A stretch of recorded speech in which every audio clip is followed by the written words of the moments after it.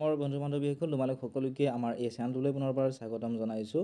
বহুতো বন্ধু বান্ধৱীয়ে সুধি আছিলে যে DMEৰ গ্ৰেড 3 আৰু গ্ৰেড 4ৰ পোষ্টৰ কিবা নতুন আপডেট আহিছে নেকি, কাৰণ আমি অনলাইন কৰিব পৰা নাছিলোঁ।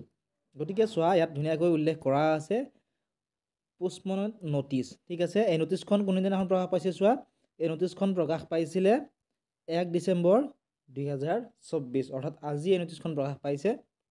এই ন'টিছখনত কি উল্লেখ কৰা আছে চোৱাচোন। ইয়াত উল্লেখ কৰা আছে in reference to the advertisement notice dated 22/11/2024, it is for information of all concerned that the online application form in regards to the above mentioned advertisement supposed to be available from 29/11/2024 is hereby postponed until further notice. গতিকে পোষ্টপন কৰা হৈছে, নতুনকৈ আকৌ notice ওলাব যেতিয়া তোমালোকে online কৰিব পাৰিবা। ঠিক আছে, পিছত উল্লেখ কৰিছে for further update please visit the directorate official website dmeassam.gov.in।